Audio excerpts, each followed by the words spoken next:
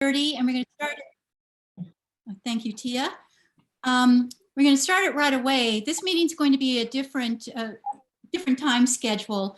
Right now, I'd like to introduce Sherry Dwayne, and she is a friend of Bill Goodwyn and Judy Goodwyn's, and she wanted to speak to us first today. So Sherry, please take the floor. So thank you all for having me, and I'm sorry it's under such terrifically sad circumstances. Most of you have had long-term relationships with Bill and Judy, and as you know, they moved to San Antonio a few years ago. And as you all probably know, Bill passed away earlier this week. He, and everybody has questions. I think Judy would have been in touch herself, but she had her own health problems. So the short version of the story is that Bill had a UTI that turned into sepsis. He recovered from the sepsis, but he was debilitated. Prior to that, he had been, you know, he was Bill, as we all knew him. Very vigorous, very active, etc. So he had sepsis. I don't remember how many days, but he was in the hospital for quite a few days. In the meantime, Judy had her own health issues. And so Bill went from the hospital to a rehab facility to get his strength back and to be able to move around the house and all of the things that were needed. And he was doing well. Sadly, an attendant had turned away when he was moving from one place to another, and he fell and hit his head and was coming back. So he went home from that, ended up having some problems. Judy knew there was a problem, took him back to the hospital, and they admitted him. He had a brain bleed. And then while he was in the hospital on that round, he fell and hit his head again.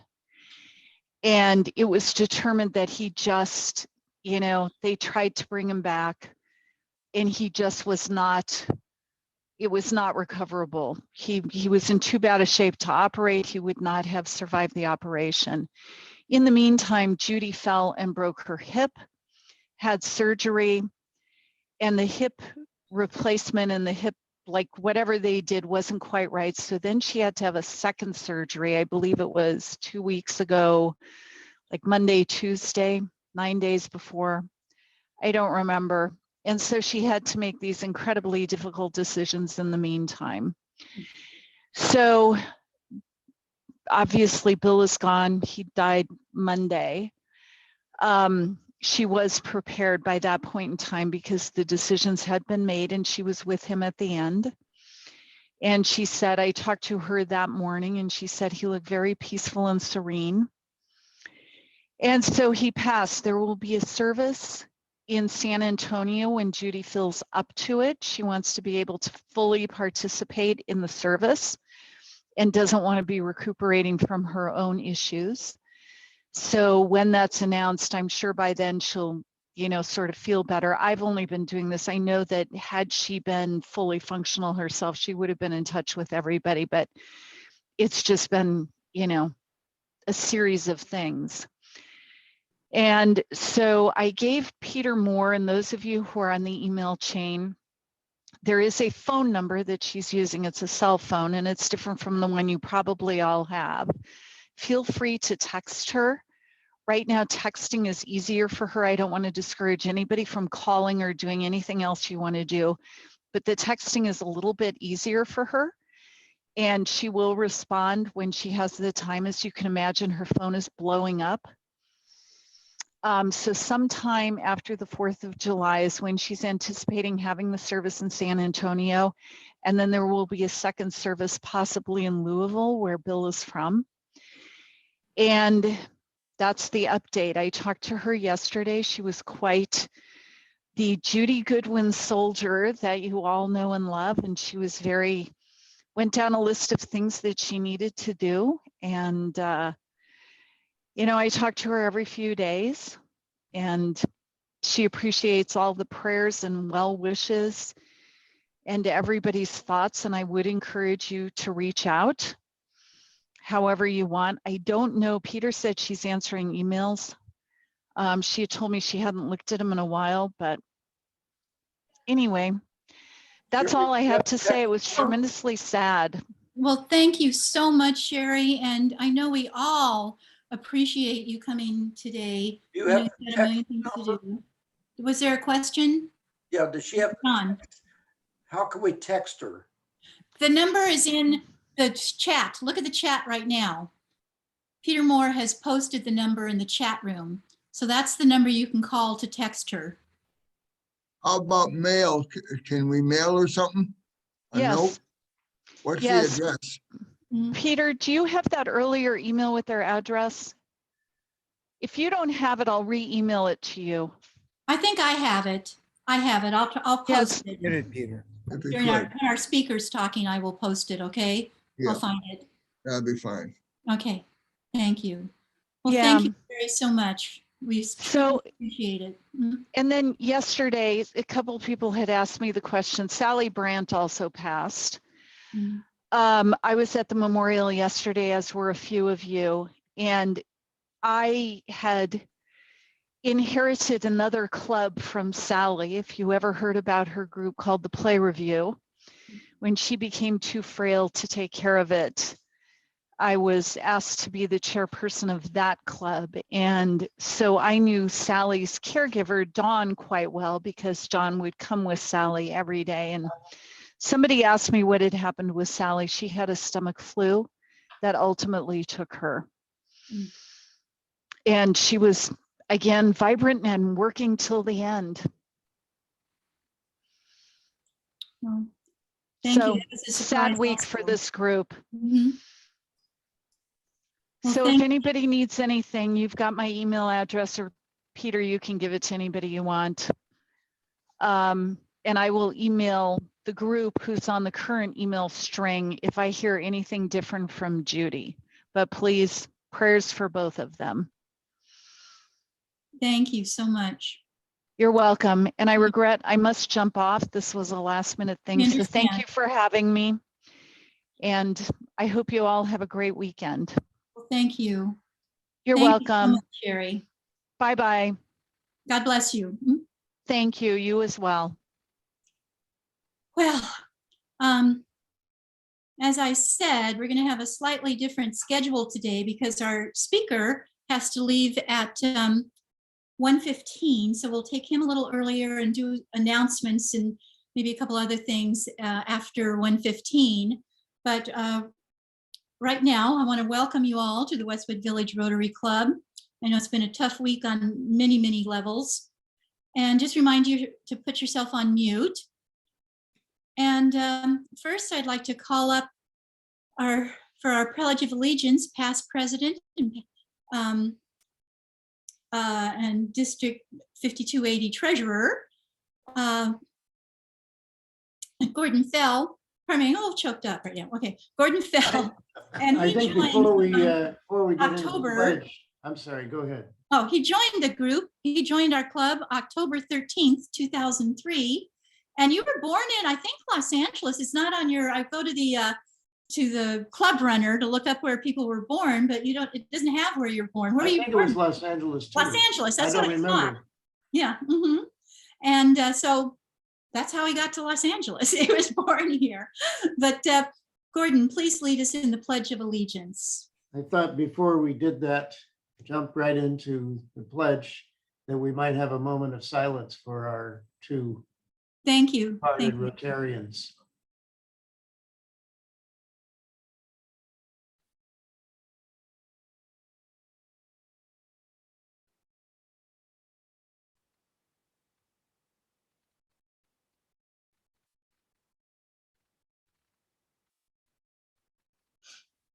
Okay, thank you. Do we have a flag? It's on the screen. Oh, okay, I guess I don't see that screen. Okay, Rotarians and guests, please join me in the pledge to our flag. I pledge allegiance to the flag of the United States of America and to the republic for which it stands, one nation under God, indivisible, with liberty and justice for all. Thank you.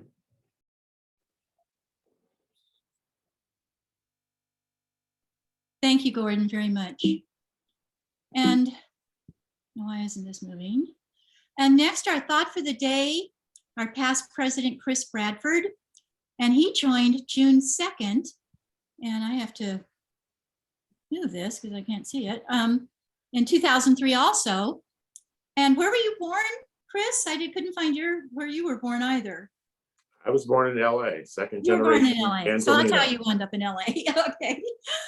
Well, anyway, Chris, would you like to take the floor with the thought for the day?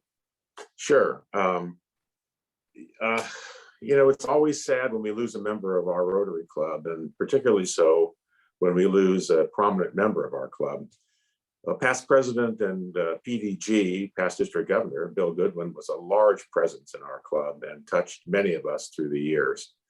He was particularly helpful to me when I was club president, and he was always generous with his advice. I have to admit, though, that I didn't always take his advice, but I guess that's why they call it advice, though. As you know, also, Sally Brandt passed away this week, a longtime member of our club and a friend to many of us. And Gordon beat me with the moment of silence. So I just ask everybody to keep both of them in your thoughts and prayers, and their families as we move through the rest of our Rotary year. Thank you, Chris, very much. Hold on, I'm having a little. And who's on here? Benjamin, would you like to do the four-way test for us?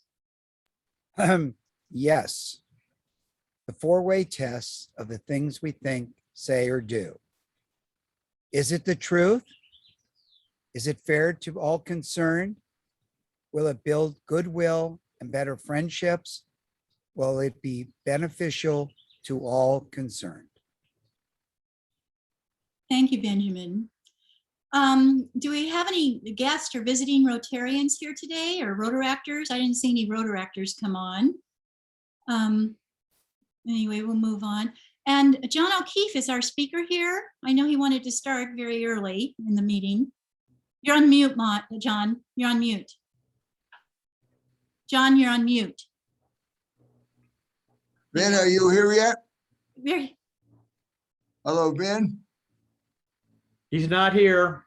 he's I not here. don't see him yet. I don't see him Okay. yet. I'll call him. Okay, you call him, and I'll Yeah. go on to, let me go over here. I was going to introduce our speaker, but let's take a few announcements. I know that Benjamin has an announcement for something he did yesterday. While John's making a phone call, Benjamin, would you like to tell everybody what you did yesterday? Yes, I was asked to deliver 2 scholarships to University High School's interacts. Both of them had 3.85 grade point averages. One is going to somebody's favorite school, USC, not mine, but somebody here. And one is going to a school on a golf scholarship. And I talked about what the Rotary does. And I said it was such a pleasure to give this money to such deserving people. Got a round of applause, and it felt really good to give to these kids. That's great. And that scholarship was from our club, Westwood Village Rotary. Right. And John, I believe I our think speaker Ben- just I entered. think Ben is on now. Ben? Okay. Yeah, hi, guys. Oh, yeah, Well, listen. Jonathan, would you like to introduce our guest speaker I today? would certainly love to do that. Vin DiBona is our speaker today, and I'm delighted to be introducing him because he's a dear friend of mine for many, many years. And Vin's bio has so many accomplishments in it that if I were to list them, there wouldn't be any time for his talk. So I'm just going to focus on several of his major ones. Vin DiBona developed America's Funniest Home Videos in 1989. which is currently running in its record-breaking 32nd year with over 700 episodes. And it's the longest running primetime entertainment show in the history of ABC Network. And in 2007, Vin received a star on the Hollywood Walk of Fame, the legendary Hollywood Walk of Fame. I was there myself. It was a very exciting time. And lastly, for now, in 2009, a number of objects from the America's Funniest Home Videos were accepted into the Smithsonian National Museum of American History. Lastly, I can truly also say that Vin is a man for others, donating his time, talent, and treasure to many, many nonprofit organizations. So I'd like to hear from Vin DiBona now, the great Vin DiBona. I'm going to say that now. Vin, you're on. John, thank you so much. That's way too much and way too gracious, but thank you. Most importantly, I was just remembering my dad was in the restaurant business, and we had a banquet room, and the Rotary met there for many, many years. I think almost 10 years at our restaurant. So it's good to be back home. Thank you very much for inviting me. I've been a very lucky guy pretty much all my life. Interestingly enough, I was born premature in 1944. I weighed 2.5 pounds. And my dad, who I mentioned was in the restaurant business, said, I cooked chickens bigger than this kid. Perhaps it was that, that premature birth and fighting for life that gave me the stamina to be in our business, because it's not a business for the faint of heart.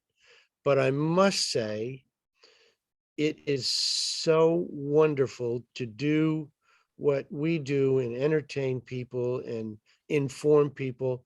My history really started, I started as a singer.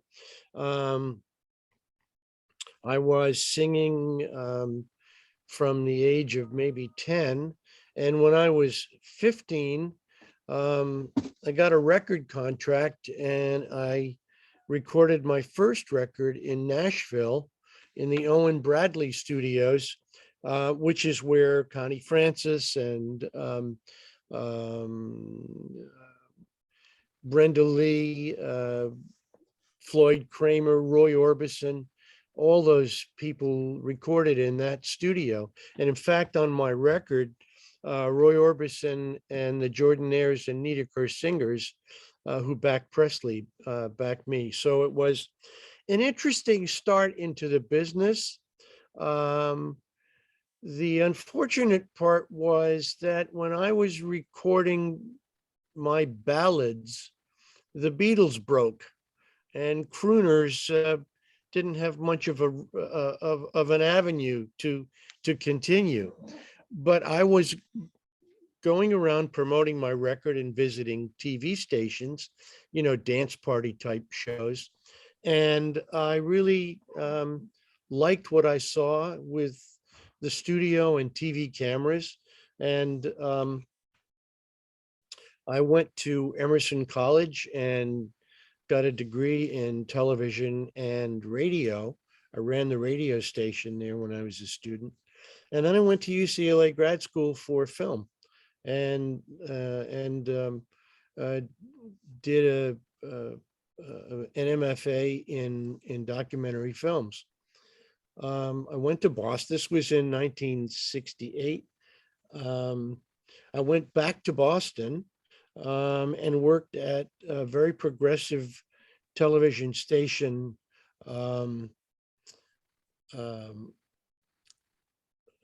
that was owned by Westinghouse Broadcasting. And I worked there for about 9 years learning my trade.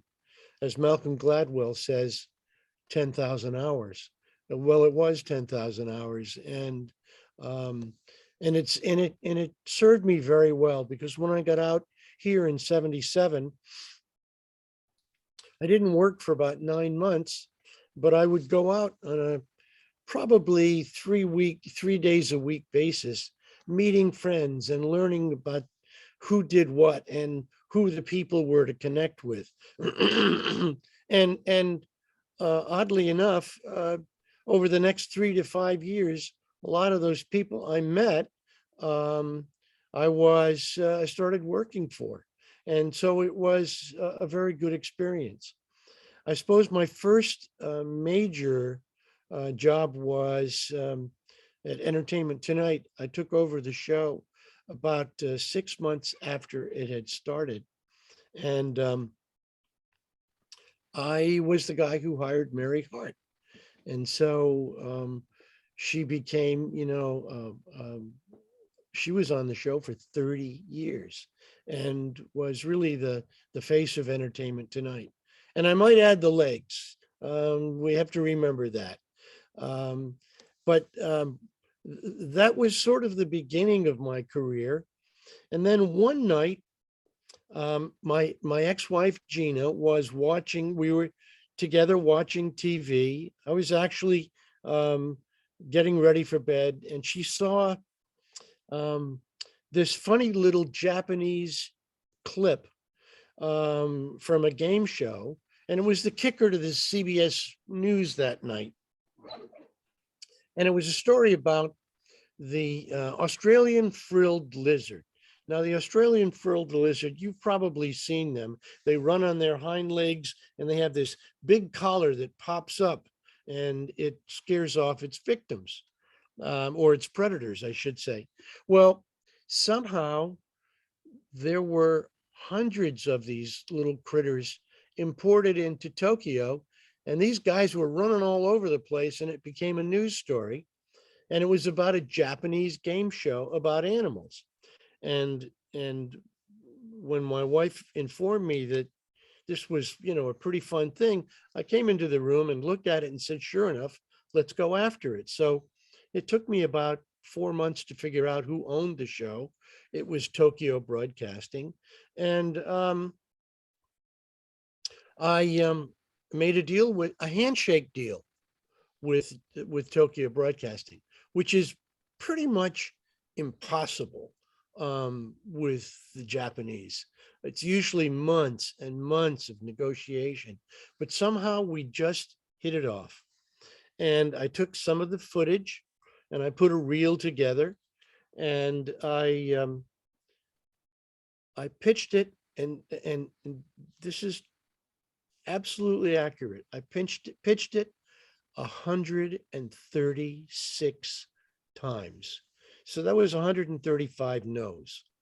But I knew the show was funny. And some executives couldn't see it. So I'd say, you see that Japanese woman playing the game? Just imagine it's Betty White. Well, we wound up getting Betty White when we did the show. And the show was bought by my very first boss, who hired me in Boston, who was now running ABC children's and late night television. And so American Bandstand was going off the air, and they asked me to produce this show. And I did for 3 years. And it was an instant hit. What really happened after that was, because of my relationship with Tokyo Broadcasting, they said to me, we want you to see this variety show we have. And it was a typical Japanese comedy variety show, 2 co-hosts, a lot of comedy sketches, some dancers, some singers. And at the end of the show, they showed 3 of these new funny home videos shot on a video camera. Video cameras were just making it to the marketplace. And they asked me what I thought. And I said, well, this is 1988 and variety is dead.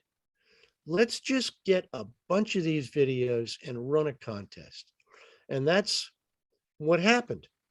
I walked in to pitch the show to ABC. I had a reel of some of the funny home videos. And you remember I sold the first show in 136 pitches. I sold this sucker in 4 minutes. They turned to me and said, you know what? We're going to buy this show. Well, I almost did something in my pants. It was that astounding. And you know, it was a really interesting time. We made the first pilot with we had 1,800 clips to go through, and the success ratio was about 100 to 1. So we were pretty particular about what we chose. And the show went on the air, and I always told you that I told you initially that I've always been pretty lucky. Well, there were torrential rains on the West Coast. There was blizzards all across the country. It was Thanksgiving weekend, a Sunday night, and everybody was home, and they started watching the show. And what happened was, as people were watching, they were calling their friends to watch, and the numbers just kept climbing through the whole hour. And it was the most successful show that ABC had on in 12 years on Sunday night. So they called me in the next morning, and Bob Iger and Ted Harbert, who were running the network at the time, they said, can you do 11 more shows? And I said, absolutely. And I walked out of the room and I talked to my agent and I said, I don't think I can do 11 shows, but let's see what's going to happen. Flash forward 25 years later, I was in the commissary at ABC and I saw Bob Iger, and we hadn't seen each other for a while. So we started to chat, and he said, you know, Vin, that day that you came in with your agent and I asked you if you could do another 11 shows, he said, you walked out of the room and Ted Harbert said, I don't think he's going to be able to do it. I said, well, I'll trump you one more. I walked out of the room and said, I don't think I can do it either. We both laughed, and, you know, now going into our 33rd year, we've figured out a way to do the show. But I've done many other kinds of shows. I've done movies of the week. We are about to launch a show on a streamer where we're taking people from Mensa to come together to solve cold cases. We're also doing an animal show for Nat Geo Wild. We're about to launch a new comedy show on CBS. Through a friendship with Dan Cohen at Paramount, we're going to do the history of women's wrestling, because Paramount's going to do a wrestling show, a women's wrestling show. And so, you know, my background in documentary has served me well. I like to jump into new things. I've had a ton of misses and a couple of good, successful hits. And when you rack it all up, once again, I really feel I've been pretty lucky. I always say that, at least for me, what I look at as how success works in our business, I always say you need 4 things. You need really, really good preparation for tackling the job. You need a good premise. What's the idea? And then you need good execution, because a good idea executed poorly is a bad idea. So it's preparation, premise, execution.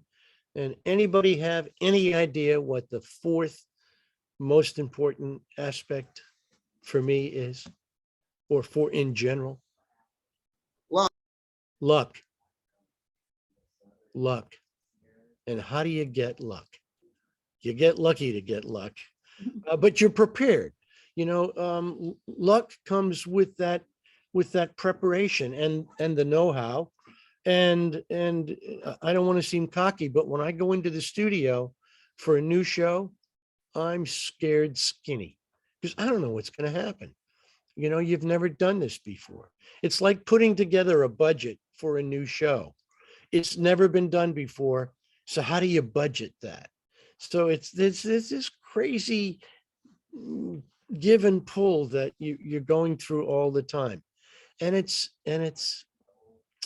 this wonderful excitement too, that you get when you go into studio and, you know, you're working with 80 people and it all comes down to you when you're producing, or I both produce and direct. So when I'm sitting in the seat, it comes down to me making those decisions.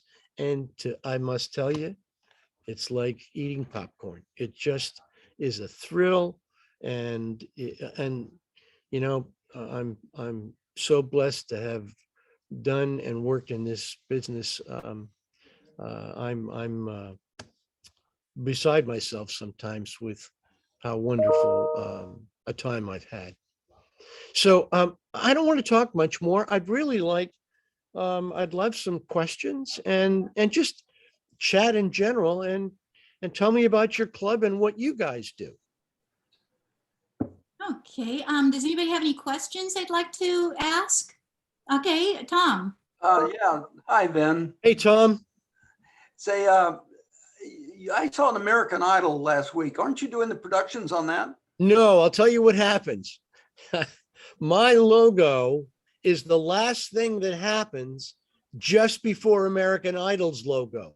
Everybody thinks I do that show. No, I think I love that show. My wife and I watch it when it's, you know, throughout all the ramifications of selecting who's going to go on. We just love how that show works. But no, I can't take credit for that one. It's a great show, though. Okay, do we have any other questions? Oh, yes, John. Yeah, Vin, thank you for a terrific talk. I heard somewhere talking about luck by Louis Pasteur. He said luck is the result of a prepared mind. I kind of think you've described it that way a little Yeah, bit. that's you know? pretty much true. That's true. It's true. Yeah. But you're not always, you know, I like to do shows that haven't been done before. And I run into a couple of problems.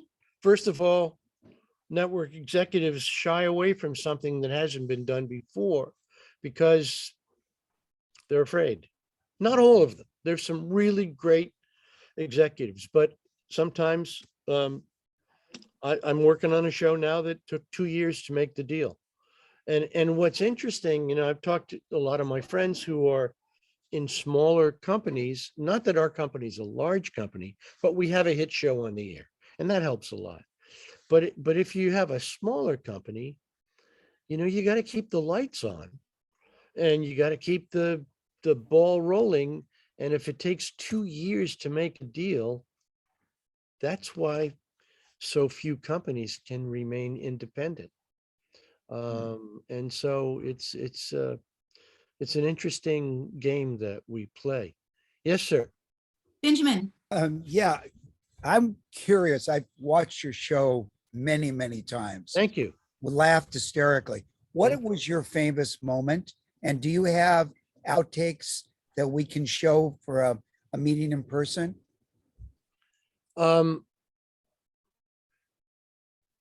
My favorite moment is the next best clip that comes in and makes me laugh, because then I know I'm still in business.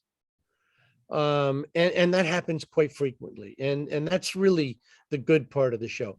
One of my favorite moments is a little girl she's about 4, and she's working with her parents with her flashcards on her numbers.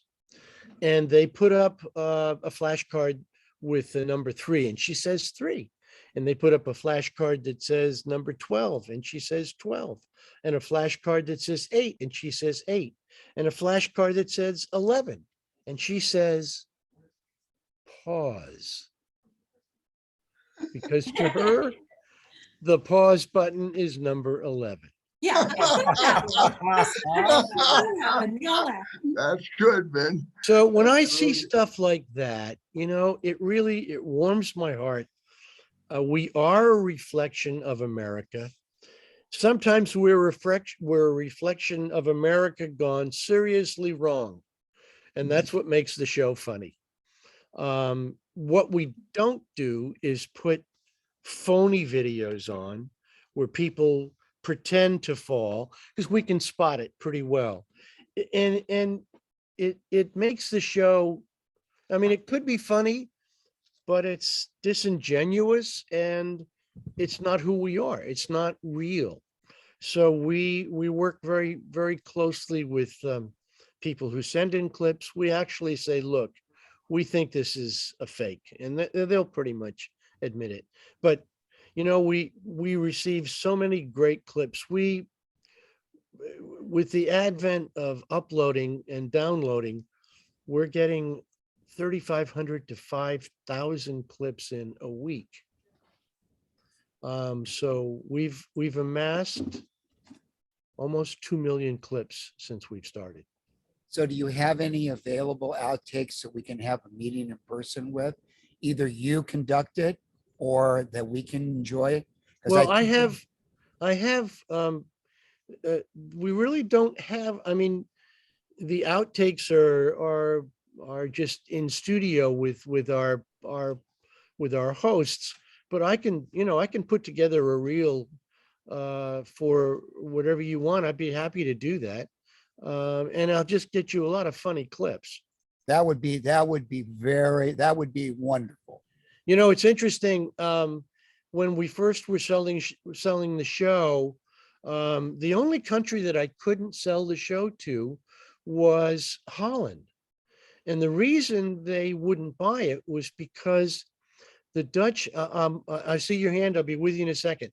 The Dutch feel it's not polite to laugh at people's mishaps.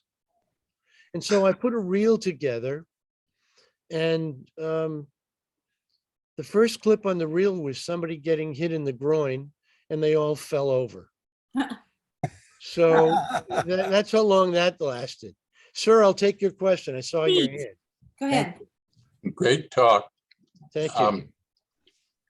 How much do you pay the people that send you these clips, and do you Aha. negotiate? Do you There is the negotiate for rub. different things? And So- how do you talk to And us that was about my the question, finances? Steve. So we've given away over the last 32 years, $15 million. We don't pay a thing. But when someone signs a deal with us and a contract with us, they have a chance of winning we've actually just upped it, upwards of $20,000 for a winning clip that week. And at the end of the year, they have a chance of winning $100,000. And right after the $100,000 contest, Disney offers a trip for 8 people to Disney World for a week. So they sign over their clip to us. We own it, but they enter the contest. It's a pretty good deal for it's a great deal for me, obviously, but it's a pretty good deal for the country.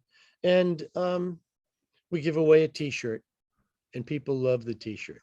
I must say it's pretty much 50% of the fame of having your clip on TV, and 50% the prize. But obviously people want to see their families on TV. So that's served us really well. Okay, are there any more questions? Yes, Steve Day. Yeah, hi. Excellent talk. Very enjoyable. Question, you've had a lot of hosts over the years. Yes.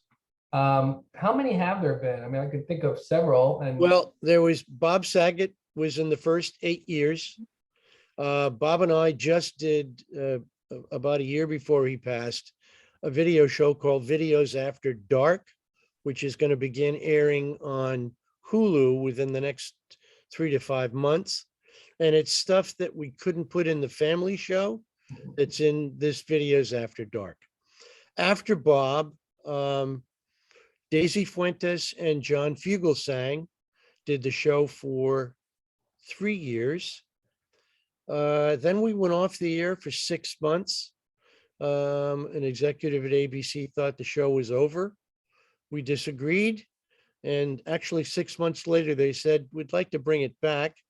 And I was at a New England Emmy Award dinner. They were giving me a nice prize for my years in the business. And this guy was hosting, and it was mostly newscasters. So it was a pretty dry event. But this guy was hosting, and I was sitting with my mother, and my mother leaned over to me and said, "Go get this guy." And it was Tom Bergeron. And so we had Bergeron for 15 years. And now Alfonso is going into his 7th year. So finding the right host is really important. But let's look at these guys. They're so different. Saget was a stand-up comic. And with Saget, you know, his last joke had to be his best joke, which made us crazy in a good way. But it made you crazy because I like this joke. I said, well, it's not, I like it. Well, we'll try it, and then we'd agree whether it worked or not. So the stand-up always wants the joke to work. Bergeron was a talk show host. He was a facilitator. His job is to get you from point A to point B, and hopefully you have something fun or cute to say. Alfonso is a performer. Alfonso started in show business when he was 12 on Broadway as the tap dance kid. You may remember him in the Pepsi commercial dancing behind Michael Jackson doing the same routine. And then he did, of course, Fresh Prince as an actor. He's a director. So his take is he started doing kind of facial things at the end of a lead. He'll do a lead and he'll do something really like, and whether he doesn't do that all the time, because that would be pretty boring.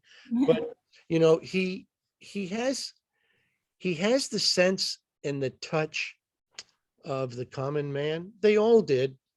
But he's really terrific. And I got to tell you, I've been very lucky with hosts of the show, but Al is just,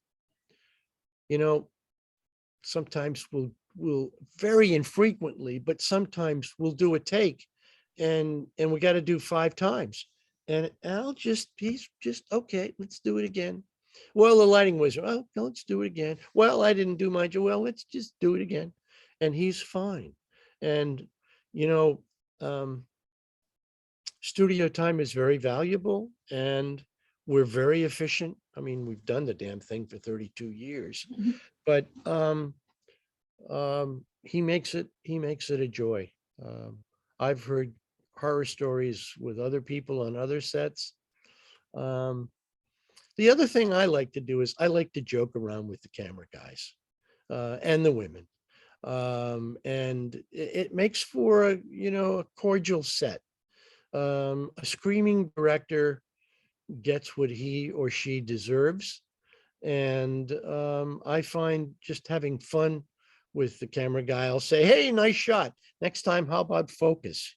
And, and the other camera guys will laugh. And so it just makes for a great, great experience in studio. Boy, I love doing it, I gotta say. Thank you. I did promise Vin that we'd be, he could finish and walk out because I know he's got a meeting at 1:15. I just wanted to say, Vin, thank you again for coming and speaking. And I would say this is one of the more insightful talks I've ever heard about somebody's business. Well, thank you. And by the way, if you want me to put something together for future meetings for you guys, I'd be more than happy to do I that. would love that. As you know, Ben, I won't let you alone after making that offer. I'll keep after you. There's something about John, you can't say no. No. Thanks, Okay. everybody. Have a great Thank you meeting. so Good. much. Thank you very Take much. It care. was terrific. And it's Bye-bye. my grandkids' favorite show. It's on all the time at our house. Well, thank you. I so appreciate that. Yeah, it was Bye-bye. Thank you so much. Bye-bye. Bye-bye. Bye-bye. Whoa. So now you have a meeting, John. John, we got a meeting. Maybe we do it with something in a big screen in the evening where we can drink and have fun and watch it. That might be fun. You're muted. John, you're muted. John, you're muted. John, you're muted. John, I would say, Benjamin, that's a great idea, and I will pursue that. It'd be a great venue for a party, I think. oh, I think it'd be A fabulous. Rotary Wow. party, a Westwood You- Village Rotary party. And you Amen. can show everybody how you make your martinis. I'd be more than happy to do it. Okay. That's John? wonderful. Well, we've got a few more minutes. We're gonna go, as I said, the schedule for this meeting's a little, different because of Sherry coming on and he had to leave at 1:15. But I wanted to go back to announcements. I'm not gonna put the screen up that says announcements. You guys have seen that. But I wanted to see Nancy has come on. Nancy, did you have it? Oh, where'd she go? Is she still here? Oh, maybe I was going to see if she had anything she wanted to add. And does anybody else, I just wanted to say that if you look in your chat, that Peter has put Judy's address in Texas up there.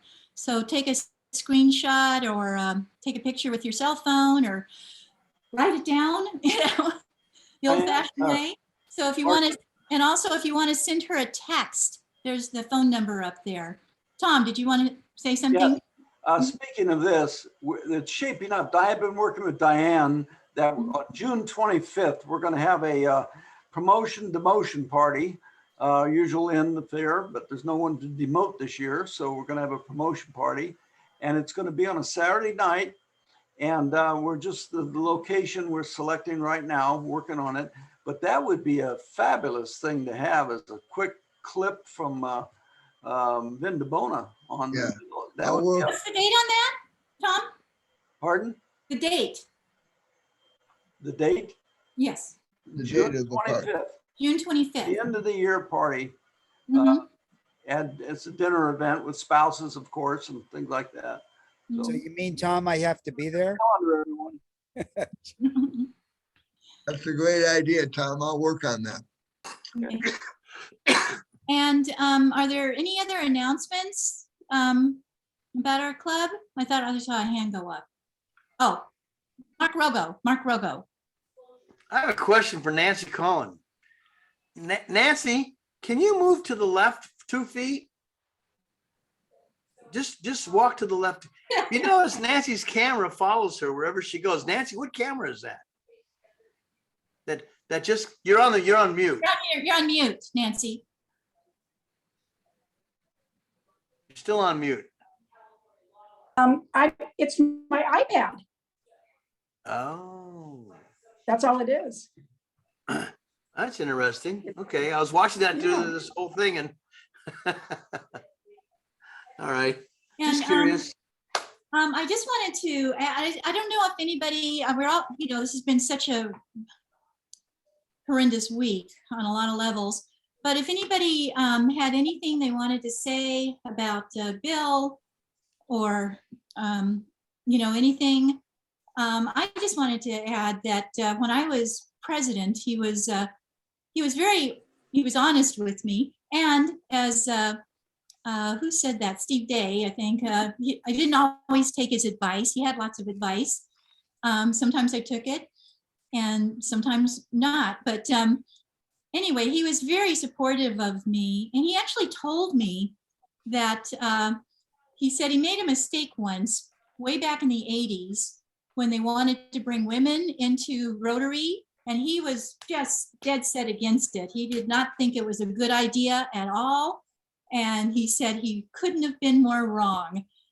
He said people like Allie and me and, the other women in the club and, were just like, really great Rotarians. And he says he doesn't know, he can't imagine our club without all these women in it, And so that, always, made me feel good when I thought about him. And I just thought I'd share that with you guys. And I'm getting choked up now. And did anybody have anything else they wanted to add? We're still got a few more minutes or we can leave early. Yeah. Today, yes, John. Yeah, I met Bill Goodwyn more than 40 years ago. We were in the same business. I probably have known him longer than anybody on this call. We were in the same business and we used to attend conventions, bond and stock conventions. And Bill was always the most friendly and cordial guy, even though we didn't see each other that much in between these conventions. And we were competitors, of course, but he was the most friendly and cordial guy all the time. It was always a joy to see him. Mm-hmm. Thank you. And he was certainly helpful and he tried to keep, things going and had presidential meetings that he would, call with all the past presidents and stuff every now and then. But it was quite a shock. I didn't know he was having all these health problems. It was quite a shock when I found out he passed. And Sally also, I didn't, she got the flu and, there it is. But anyway, if there are no more comments, oh, Mark Rogo, please speak up. Well, I'm going to see if you can allow me to share a screen. I sent you an attachment last night. Marcia. Tia, yes. Can you make, Mark, you're a co-host now. Okay, so let me see if I can track this thing down. When I was a president, I don't see it easy to track down. But anyway, when I was president, we had these president meetings, past presidents over at that private club that Mike Newman and Ed Gall and Silver belonged to and Goodwyn, down on PCH in Santa Monica. And I sit down and I bring out an agenda of what I wanted to talk about and what I wanted to do and objectives and so forth. And I had good feedback from them. And Bill would just keep on coming back with this, well, Mark, we just don't do it that way here in Rotary. Or, Mark, we've always done it this way in Rotary. So I got a little perturbed with it. I said, Bill, things are changing in Rotary, I don't want to shock you, but we have women in Rotary. And Bill, no, we just done things a certain way in Rotary. And, so I had these buttons made up. And they're just a lapel button, about 2 inches in diameter. And they just said, because that's the way it's always been done. That's all it says, with a round circle and a line through it. And I made up about 50 of these and I passed them around the table at one of our Rotary Club meetings. Didn't have his name on it, but everybody knew what I was talking about. Do you have one have another one? I only have a picture of it. Let me try one more time if I can. Yeah, I'm gonna see if I can pull it up. Hold on. Yeah. Oh, I found it. I found your email. Okay. All right, look at the attachment. If you can bring up that. Oh, I got it now. You got it? Okay. Can everybody see this? Yeah. But we've always done it this way. Yeah. There you go. All right. Well, just the last Zoom meeting that I was the host of, I had a screen up and we were celebrating 48 years of Rotary for Bill. And at that time, I thought for sure he'd make 50 years of Rotary, but he's been in our Rotary Club 48 years. Wow. Did someone want to say something? Well, thank you one and all for a wonderful meeting. John, our speaker, was really fun to have. And it's been an emotional meeting, obviously. But I guess a lot of us, several of us will be in Houston next week, so we won't be. And Steve, did you want to say something? You're on mute. Yes. I'd like to share one of the great invocations and it was delivered by Bill Goodwyn. And I've kept it with my special papers. I wonder if I could share it. Yes, please do.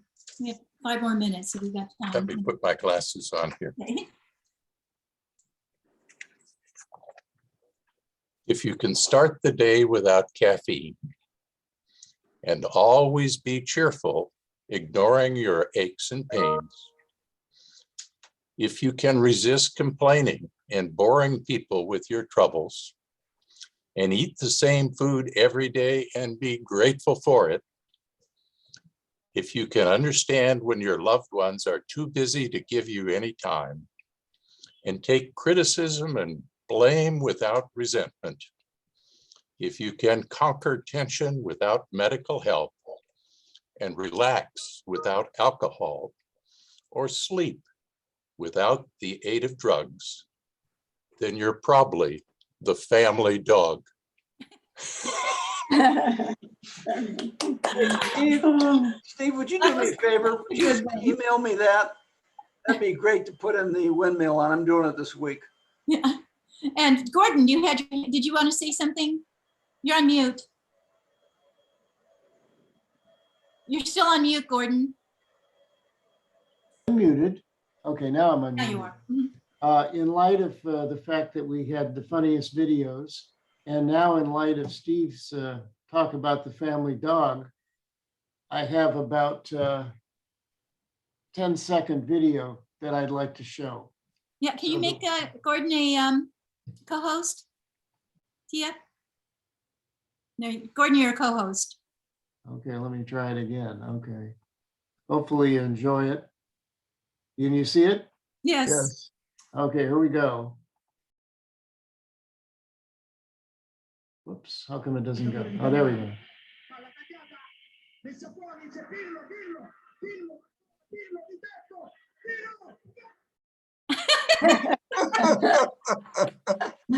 That's great. That's great. Thank you. It's good to end on a laugh today, you know? Yeah. And well, thank you, one of all. John, did you have a comment? Yeah, I just wanted to comment about Steve Shearer's reading that invocation from Bill Goodwyn.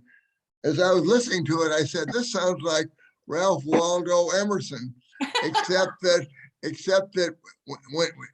until he got to the part about the dog.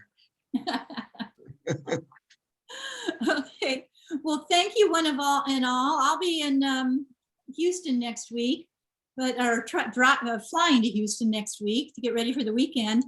And I will see you all the week after on Zoom, I think. So have a wonderful couple of weeks, and I'll see some of you in Houston. And have a great rest of your day. Thanks very much, Marcia. Thank you. Very good. Bye-bye. Thank you. Thank you. Bye-bye.